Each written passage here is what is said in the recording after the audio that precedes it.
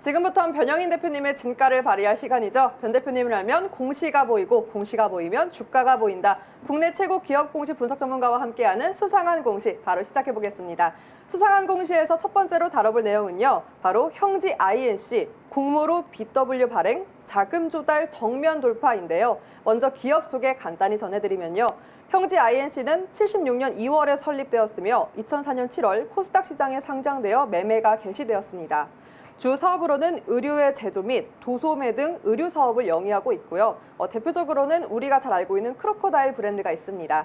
지난해 실적 역시 살펴보면 연결 기준으로는 매출 671억 원, 영업 손실은 52억 원, 순손실은 67억 원을 기록했고요.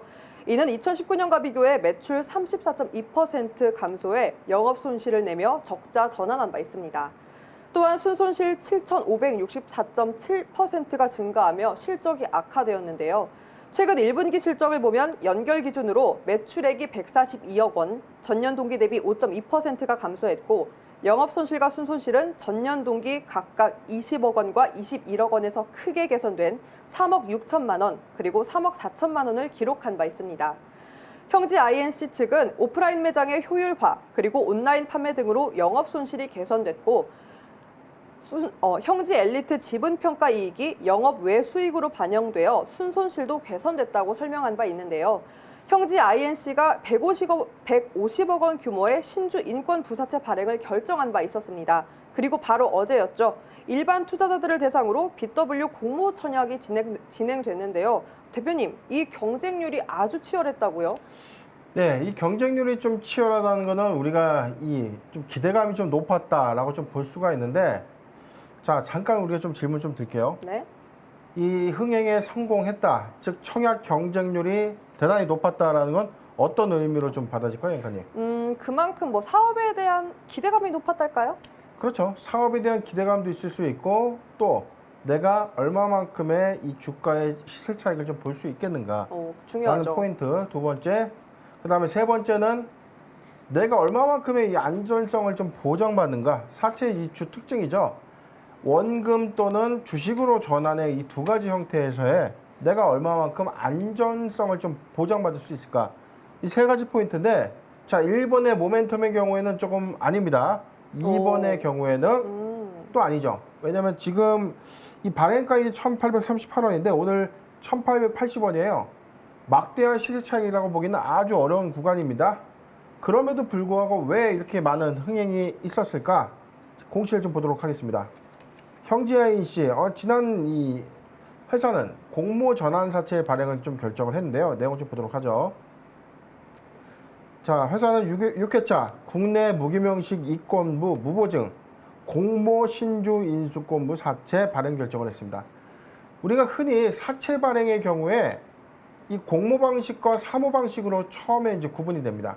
공모는 증권신고서 제출을 통해서 단기에 불특정 다수의 모든 투자자를 대상으로 자금을 조달할 수 있다는 이 장점이 좀 있고, 사모의 경우에는 증권신고서를 제출하지 않는 이 모집 방식인데, 이 단점은 투자자를 구하기가 굉장히 어려워요. 왜? 1년 후에 주가 이 가치에 대한 여부를 투자자가 판단해야 되는데, 회사가 준비되어 있는 어떤 사업적인 모멘텀, 실적 등이 조금 불안정하다면 상대적으로 어떤 사모 전환 사채에 이 투자자를 찾기가 굉장히 좀 어렵습니다. 그런데 그럼 왜 공모 이 투자에 많이 몰렸을까? 내용을 좀 이어서 보도록 하겠습니다.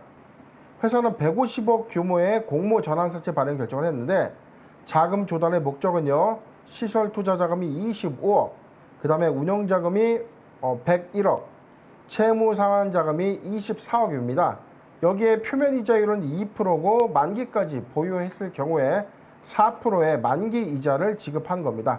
사채 만기는 2024년도 6월 4일, 2021년이니까 발행일로부터 3년간이죠.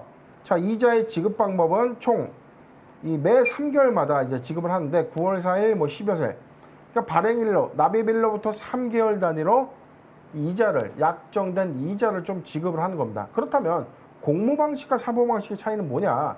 공모는 1년 이후에 주식을 전환할 수 있거나 1년 후에 상환을 요구할 수 있는 권리가 좀 있는데, 공모의 경우에는 한 달 후에 주가보다 내가 배정받은 이 행사가액보다 주가가 훨씬 높을 경우에 주식으로 전환해서 시세 차익 보는 거예요. 만약에 주가가 그만큼 떨어지게 된다면 사채권을 갖고 약정된 이자를 받는 겁니다. 그래서 만기 3년까지 회사가 점진적으로 어떤 주가가 크게 상승하는 구간에 주식으로 신주인수권 행사를 하게 될 경우에 시세 차익을 좀 보게 되는 거죠. 그럼 대표님 말씀을 정리를 하면 네. 이 공모는 단기에 자금 조달을 할 수 있는 장점이 있고, 반대로 사모는 1년 동안 어떻게 보면 이렇게 돈이 묶여 있다라고도 볼 수 있는 걸까요? 그렇죠. 투자자 입장에서 1년 동안 묶여 있는데, 이 장단적으로 회사 입장에서는 자금이 들어오는 것이 똑같지만 공모 방식은 불특정 다수를 통해서 시장 자금을 모집하는 것이기 때문에 사모의 방식보다는 상대적으로 투자자들의 이 관심을 이끌기가 더 좋습니다. 아, 그래서 이 형지 INC 같은 경우에는 사모가 아닌 공모기 때문에 흥행률이 더 높았다고도 볼 수 있겠네요. 그렇죠. 투자자 입장에서는 원금을 보장받을 수 있잖아요. 왜? 주가가 상대적으로 내가 행사할 수 있는 행사가액보다 크게 메리트가 없다면 약정된 이자 2% 받고 만기까지 4% 받는 그렇죠. 거예요. 그래서 이자를 꾸준히 받고 있다가 갑자기 주가가 2,000원, 3,000원 올라갑니다. 그러면 나는 이만큼에서 어떤 시세 차익을 좀 볼 수 있다라는 판단 하에 신주 인수권 행사, 즉 주식으로 전환하는 행사를 통해서 이 주권의 어떤 시세 차익을 좀 볼 수 있는 투자 방법이 바로 이 공모 사채인데, 내용을 좀 이어서 좀 보도록 하죠. 행사가액은 1,838원입니다. 오늘 아까 주가가 1,880원이니까 지금 행사를 만약에 하게 된다면 크게 메리트는 없는 거죠. 그런데 왜 이렇게 많은 투자금이 좀 물렸을까요? 내용을 좀 더 보도록 하겠습니다. 최저 조정가액이 1,287원. 뭐냐면 1,837원의 이 행사가액을 주가가 계속적으로 하락한다면 1,287원까지 가격을 조정해 주는 겁니다. 발행 총액의 70% 한도까지 할인을 할 수 있어요. 그래서 1,287원까지 최대한 할인을 받게 된다면 이후에 주가가 할인 조정 이후에 2,000원을 간다라면 주당 뭐 한 730원 정도의 시세 차익을 좀 우리가 예상할 수 있는 내용들이 있죠. 내용을 좀 더 보도록 할게요. 구체적인 자금 사용의 목적에 대해서 회사는 온라인 특화 물류 라인에 25억을 쓰겠다. 온라인 물류 라인을 좀 더 구축하겠다. 25억을 쓰고, 그 다음에 운영자금으로 구매대금, 재무, 내부 회계 관리 프로세스 등의 시스템 고도화 등의, 즉 회사의 운영 경비에 101억 원을 배정을 했습니다. 그 다음에 ABL, 사모사채, 차입금 등의 상환으로 24억의 빚을 갚겠다라는 계획으로 신주 인수권부 발행 사채 발행 결정을 했는데, 바로 어제였죠. 회사는 청약이 지금 1차적으로 됐습니다. 자, 청약 경쟁은 어땠을까요? 또 치열하다고 하는데 몇 대 몇이었나요, 대표님? 어마어마한 자금이 몰렸습니다. 잠깐 보도록 하죠. 유상증자 또는 주식 관련 사채 등의 청약 결과입니다. 그러니까 공모 사채에 대해서 공모 신주 인수권부 사채에 대한 청약 결과인데요. 바로 6월 2일에 청약이 좀 진행됐는데 발행 예정 주식수가 무려 150만 주인데, 여기에 청약된 주식수가 1억 8,656만 5,700주. 어머. 자, 금액으로 청약 주식수가 1억 8,600만 주가 좀 몰린 거예요. 청약률이 무려 124대 37대 1. 전체 이 150억 공모를 하는데, 150억이 맞죠? 150억에 모집을 하는데, 다시 한번 보도록 하겠습니다.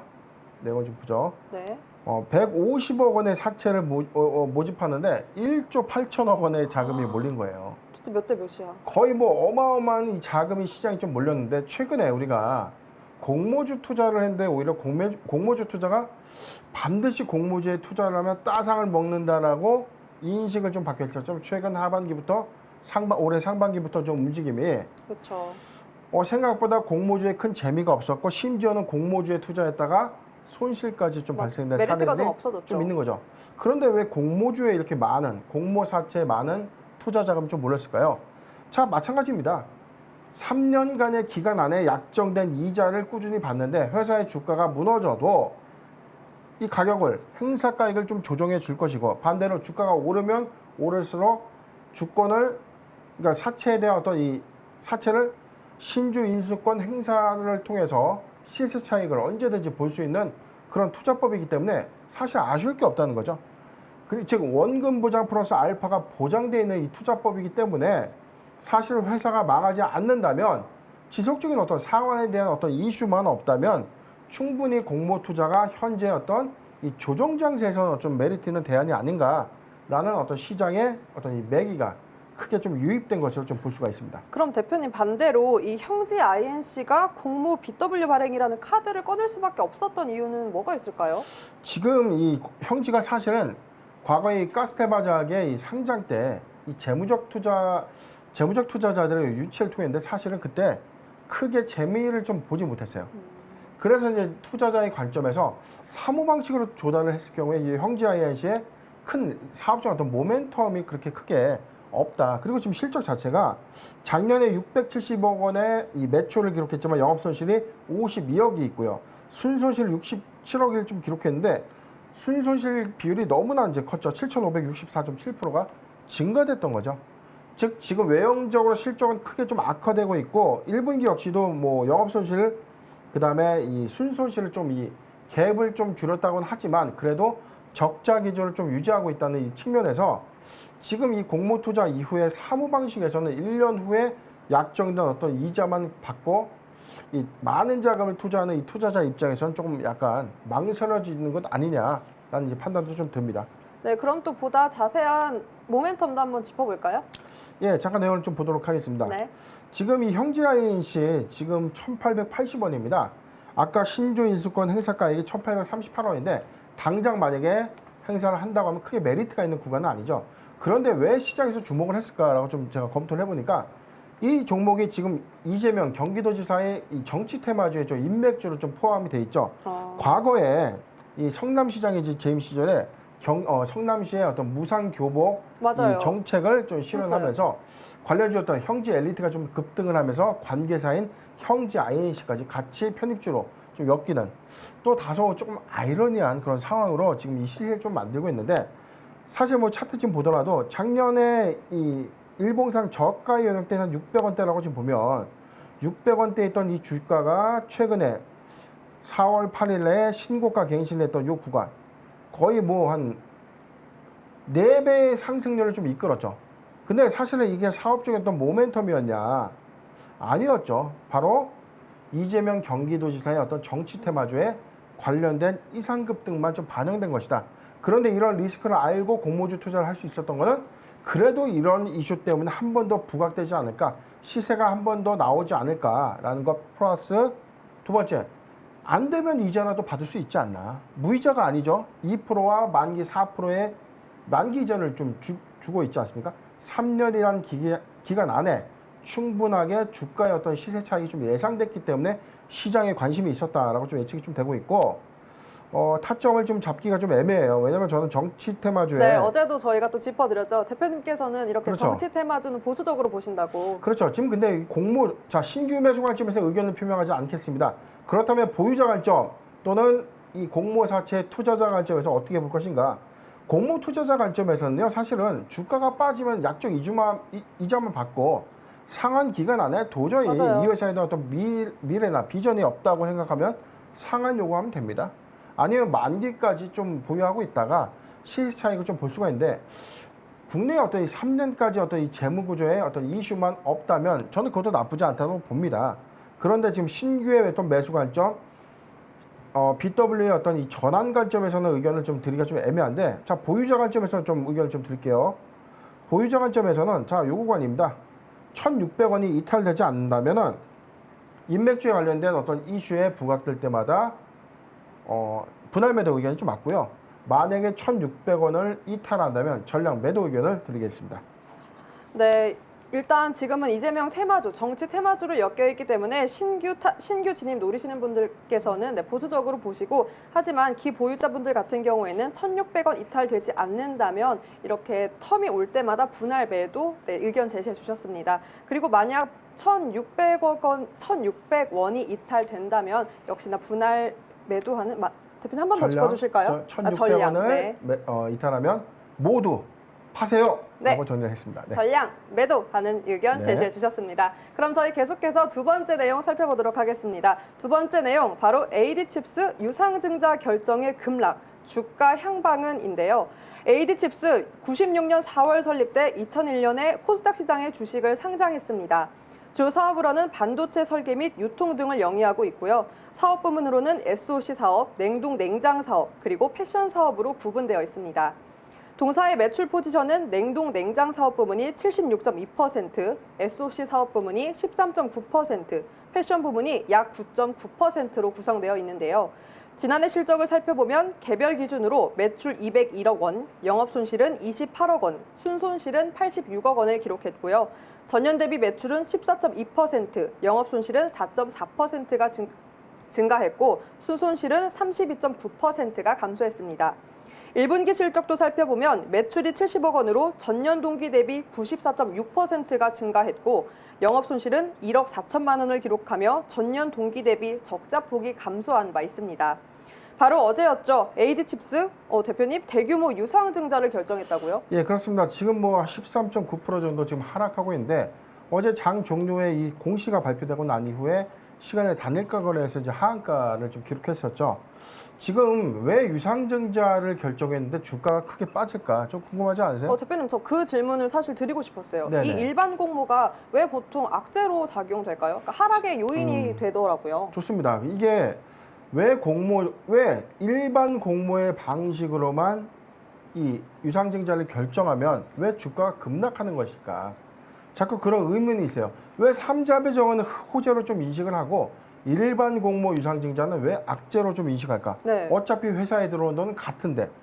자, 분석을 다시 해드리겠습니다. 가령 A라는 회사가 100억을 모집을 합니다. 자, 두 가지 방식이 있죠. 일반 공모 방식이 있고요. 그 다음에 제3자 배정 방식, 즉 공모와 사모의 방식으로 우리가 조달을 하게 된다면 사모의 방식은 의외로 이걸 단기 호재로 좀 보죠. 회사가 자금이 지금 들어오는구나. 그래서 사업이 좀 더 본격화될 것이고 회사의 외형이 좀 달라지겠구나라는 상상을 좀 할 수 있는데 일반 공모의 경우에는 큰일 났다. 이거 주가 좀 팔아야 되는 거 아니야? 난리가 납니다. 바로 이런 거예요. 주가의 가치 희석 요인은 같다예요. 자, 사모와 공모는 같은 겁니다. 같은 돈이 회사에 들어오는데 일반 공모는 주식이 빨리 풀리고 그 다음에 3자 배정의 주식은 1년 이후에 주식이 시장에 풀리는 거죠. 그런데 같은 주식의 희석 요인은 같은데 왜 이건 선반영되는 거고 왜 이거는 선반영되지 않는 걸까요? 이런 거예요. 가령 100억 원이라는 이 자금을 이 1년 이후에 이 행사를 할 수 있는 사모 방식의 이 유상증자로 발행이 됐다면 회사는 먼저 받은 이 대금을 갖고 신규 사업도 준비하고 운영자금도 쓰고 그쵸. 현재 외형가치보다 신규 사업을 좀 잘해서 정말 사업이 좀 잘 진행이 된다면 1년 이후에 회사의 가치가 달라지죠. 가령 1,000원의 발행전 가치가 1년 이후에 2,000원의 가치가 된다면 2,000원일 때 시장에 이 신주가 유통된다고 했을 때 주가 다시 빠져도 1,000원입니다. 그렇죠? 단순하게 우리가 좀 생각을 했을 때요. 그런데 일반 공모의 방식이 1,000원이라는 이 가정하에 100억이라는 이 신주가 시장에 바로 유통이 된다면 이 1,000원을 이탈하죠. 왜? 그쵸. 1,000원을 이탈하는 희석 가치를 가져오는 거죠. 가져오는 그래서 주가가 뭐 600원, 500원이 간다고 했을 때 이후에 이 자금으로 다시 갭을 회복한다고 했을 때 500원, 그 다음에 1,100원이라는 상승 여력을 갖는다고 하더라도 이 빠진 만큼 오른 것이기 때문에 사실 같은 희석 요인으로 봤을 때는 사모 방식의 어떤 이 투자 방식이 이 기업이나 투자자들이 받아들이는 그런 판단에서는 희석 가치 요인이 당장보다는 1년 후가 좀 낫지 않겠는가 그렇겠네요. 라고 좀 인식이 되기 때문입니다. 그럼 대표님 이렇게 AD칩스가 대규모 유상증자를 발표했는데 과연 어떤 사업 부문을 위해서 이렇게 자금을 조달했는지 한번 살펴볼까요? 예, 일단은 뭐 증권신고서부터 보도록 하죠. 회사 유상증자부터 보도록 하죠. 바로 어제였습니다. AD칩스는 대규모 유상증자 발표를 했는데요. 내용을 보도록 하겠습니다. 신주의 종류와 수는요, 보통주 2,670만 주입니다. 현재 증자 전 발행 주식 총수가 5,300만 주인데 만약에 증자가 완료가 된다면 7,900만 주, 7,970만 주의 발행 후 주식, 그러니까 굉장히 많은 주식이 좀 늘어나게 되는 건데 내용을 더 보도록 하겠습니다. 자금 조달의 목적은 시설 자금으로 144억을 쓰겠다. 그 다음에 채무 상환, 즉 빚을 갚는데 100억을 쓰겠다라고 좀 밝히고 있습니다. 증자의 방식은 주주 배정 후 실권주 일반 공모다. 기존의 주주들에게 우선적인 청약권을 배분하고요. 이 주주가 청약하지 않은 미청약분에 대해서 일반인들에게 공모 방식으로 조달하겠다는 겁니다. 내용을 좀 더 보도록 하겠습니다. 자, 지금 발행 예정가액은 915원인데 증권신고서를 수리하는 과정에서 이 종가들이 좀 계속 바뀔 것이기 때문에 예정 발행가 지금은 예정 발행가입니다. 확정 발행가액은 증권신고서 수리 이후에 다시 산정이 된다는 점 유념을 좀 해주시고, 청약일은 8월 6일부터 8월 9일이다. 자, 이 역시 청약일은 아직 신고서에서 수리되지 않은 가 일정이다. 확정된 일정은 투자설명서에 이제 향후에 교부된 투자설명서에 나오는 일정대로 좀 진행을 하면 되는데, 일단은 뭐 이 내용들 자체가 지금 막대한 2,670만 주의 막대한 주식이 좀 시중에 좀 풀리는 건데, 지금 할인율을 좀 차지하더라도 이제 발행가액이 아까 얼마였죠? 915원이었죠. 915원이요. 네. 915원인데 현재 AD칩스의 주가가 1,295원입니다. 상대적으로 지금은 뭐 주가 어떤 갭 차이에 대한 어떤 메리트는 좀 있겠지만, 그래도 지금 오늘 13.9%가 좀 급락하는 그런 흐름을 좀 보여주고 있는데, 그렇다면 AD칩스 우리가 좀 알고 있는 것처럼 유상증자에 대한 어떤 부분 뭐 때문에 좀 자금이 좀 필요한 것인가, 시설자금 144억을 좀 예고하고 있는데, 자, 앵커님 제가 질문 좀 간단하게 좀 드릴게요. 네. 이 회사 AD칩스는 어떤 회사를 좀 알고 있을까요? 아까 우리가 설명한 것처럼. 네, 바로 그 반도체 설계 그리고 유통 관련 사업이죠. 그렇죠. 근데 이 시장에서는 어떻게 알고 있냐면 삼성전자의 유일한 반도체 파운드리 관계 기업이다. 그럼 사업 파트너다. 모멘텀은 제가 왜 항상 강조드렸던 부분, 왜 분기보고서, 정기보고서, 사업보고서의 가장 중요한 사업 부분을 꼭 읽어보시라고 말씀드리냐면, 사업의 내용을 좀 보도록 하겠습니다. 이 회사 매출 포지션인데요. 잠깐 내용을 보죠. 지금 ASSP 개발, 공급 용역, 개발 및 IP, 반도체 칩, 그래픽 칩, 멀티미디어용 칩, 범용 마이크로 컨트롤러, 멀티미디어, 통신기기용 전자부품 외 이 반도체에 대한 어떤 설계를 담당하는 SOC 사업부가 있고요.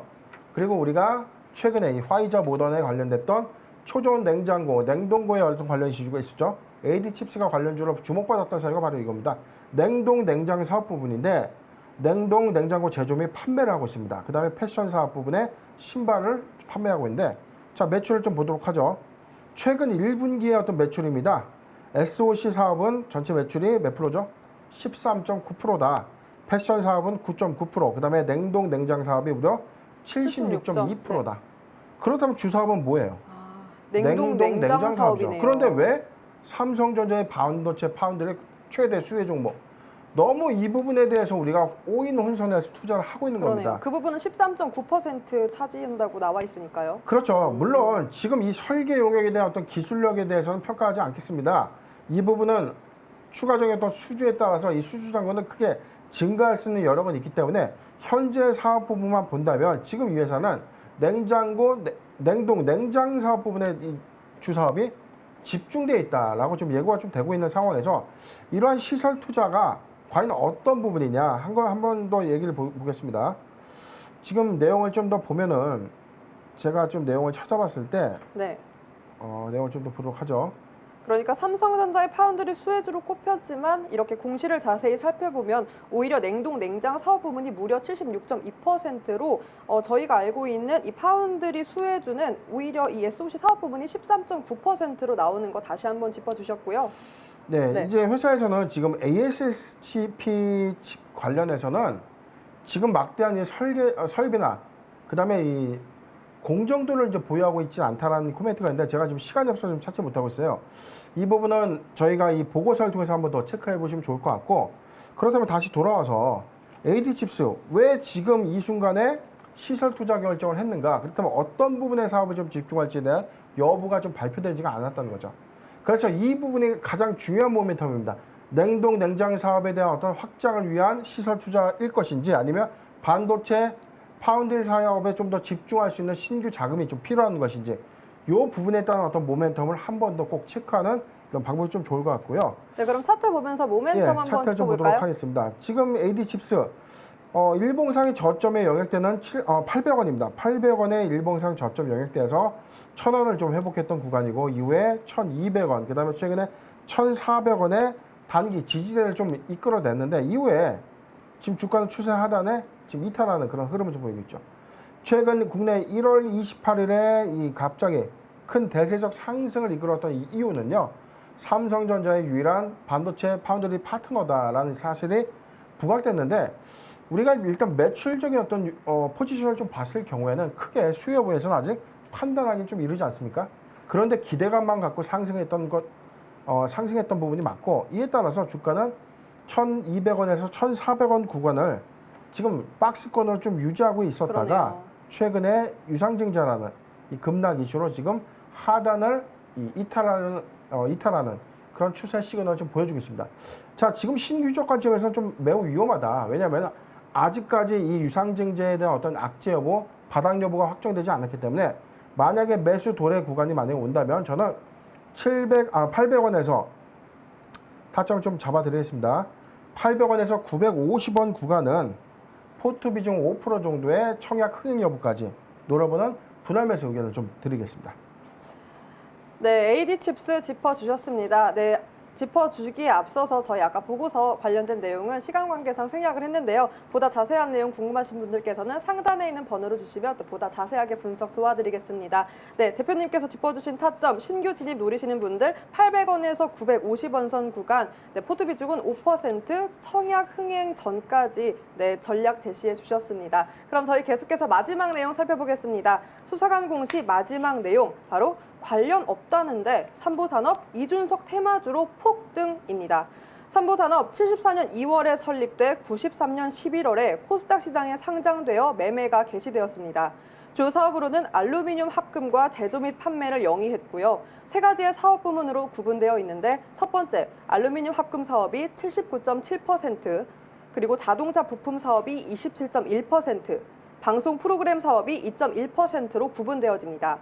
최근 1분기 실적을 살펴보면 연결 기준 매출 830억 원, 영업이익은 41억 원, 순이익은 63억 원을 기록했고요. 전년 동기 대비 매출액은 4.9%, 영업이익은 78.3%가 증가했고 분기 순이익을 실현하며 흑자 전환한 바 있습니다. 이처럼 1분기 흑자 전환하면서 좋은 재무 구조를 보여준 삼보산업, 한국거래소로부터 이번에 대표님 주가 급등에 대한 조회 공시를 요구받았다고요? 예, 일단 내용 좀 보도록 하죠. 지금 삼보산업입니다. 최근에 바로 어제였죠. 6월 1일 날 조회 공시 요구가 있었습니다. 내용 좀 보도록 하죠. 삼보산업 현저한 시황 변동에 대한 조회 공시 요구. 지금 주가가 급등을 했는데 왜 주식이 오르는 겁니까? 라고 회사에 이제 공식적으로 좀 물어보는 거예요. 회사는 어제 답을 했습니다. 최근 현저한 시황 변동에 관한 조회 공시 요구에 대한 답변. 당사는 한국거래소 코스닥 시장본부의 요구에 따라서 검토를 좀 해봤다. 그런데 별도로 공시할 중요한 정보가 없다. 기타 투자 판단에 참고할 사항으로는 2021년도 5월 31일에 이준석 관련주 기사 관련 해명 공시다. 관련 기사에 대해서 전 이준석 국민의힘 최고위원의 아버지가 하이드로젠 파워, 이제 현 삼보 오토입니다. 법정 관리인 여부와 관련해서 아무런 관련이 없음을 알려드립니다. 어제 우리가 정치 테마주 올라올라 시간에 좀 다뤄봤지 않습니까? 그런데 관련 있다라는 그 보도 사실을 우리가 좀 접해봤잖아요. 회사에서는요, 법정 관리인과도 전혀 관련이 없다는 겁니다. 그럼에도 불구하고 지금 주가가 지금 어떻게 되고 있죠? 있어요. 지금도 지금 6%대 지금 큰 상승을 끌고 있는데 정치 테마주에 항상 묻지마 따지지도 마, 이 투자 방식이죠.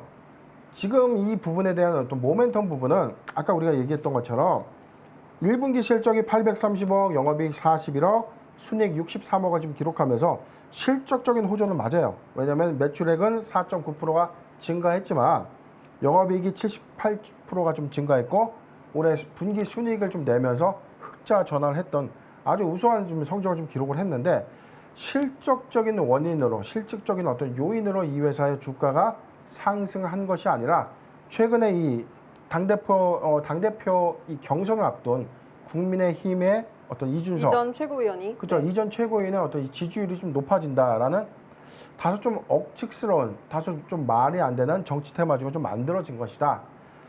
투자자 관점에서 좀 유의가 좀 필요한데요. 신규 매수 관점에서는 의견을 좀 드리지 않겠습니다. 사업 모멘텀의 관점에서 설명드리고 싶지만 지금 현 구간의 급등은 사업 모멘텀과 관련이 없기 때문에 언제든지 출현될 수 있는 실망 매물이 있을 수 있다라는 관점에서 신규 매수 관점은 금지해, 보유자 관점에서는 2,600원이 이탈하지 않는다면 단기 추세, 지지 대응 여부 확인하면서 이 분할 매도 의견을 드리겠습니다. 네, 사업 모멘텀과 관련이 없기 때문에 이 현 구간 급등이 아직상 사업 모멘텀과는 관련이 없다 짚어주시면서 기보유자분들 같은 경우에는 2,600원 이탈하지 않는 선에서 지지 대응, 분할 매도하는 전략 제시해 주셨습니다. 그리고 신규 진입 노리시는 분들께서는 보수적으로 보신다고 의견 제시를 하지 않아 주셨고요. 네, 그럼 저희 수상한 공시 여기서 마무리를 하고요. 현재 시간 3시 32분을 지나고 있습니다. 오늘은 김희주 아나운서 연결해 자세한 장 마감 상황 짚어보도록 하겠습니다.